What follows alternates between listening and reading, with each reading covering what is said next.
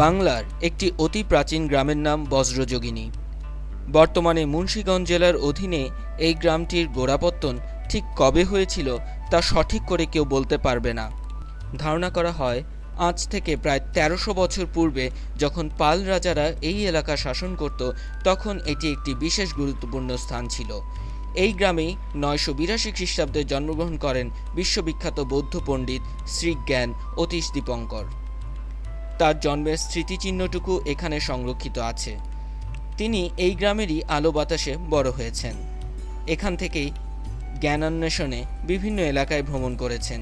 জীবনের শেষ দিনগুলোতে তিনি তিব্বতে বৌদ্ধ ধর্ম প্রচার করেছেন।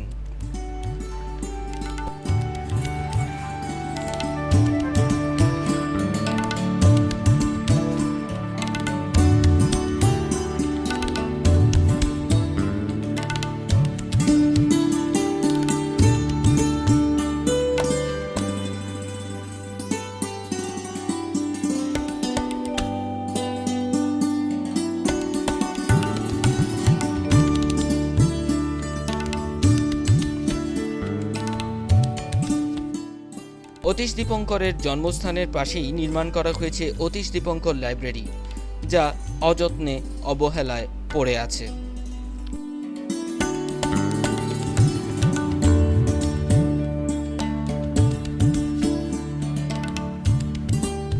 বজ্রযোগিনী গ্রামটি যে অতি প্রাচীন তা এর প্রাচীন স্থাপনাগুলো দেখলেই বোঝা যায়।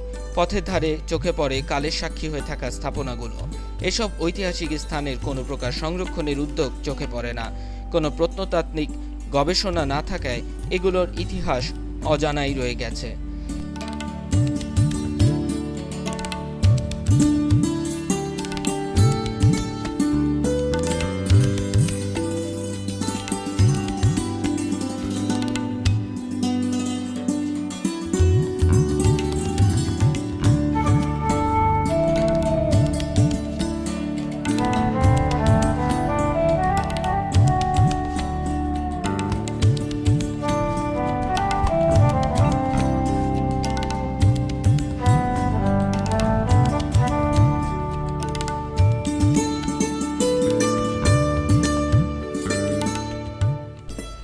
এই গ্রামের রঘুরামপুর অঞ্চলে সম্প্রতি একটি বৌদ্ধবিহারের সন্ধান পাওয়া গেছে।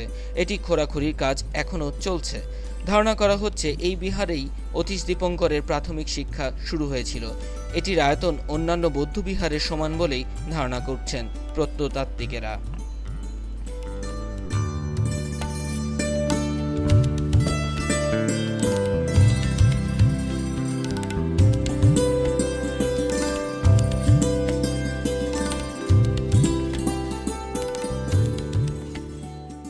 বজ্রযোগিনী ইউনিয়ন অফিসের পাশেই চোখে পড়বে একটি প্রাচীন পোস্ট অফিস।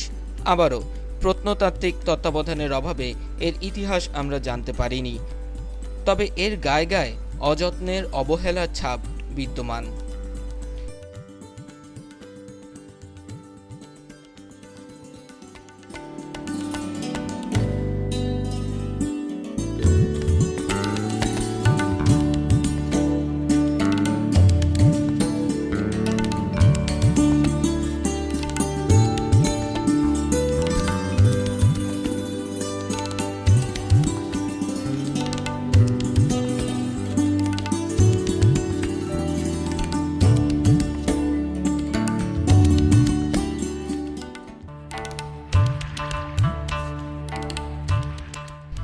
একশত বছরের পুরনো একটি কালী মন্দির চোখে পড়ল। এই মন্দিরটি এলাকার প্রভাবশালী হিন্দু জমিদারদেরই স্থাপন করা।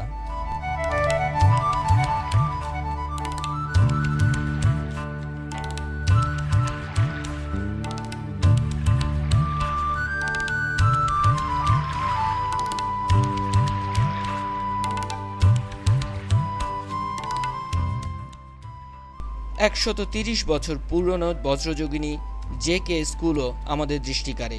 প্রাচীন স্কুলটিও দাঁড়িয়ে আছে কালের সাক্ষী হয়ে।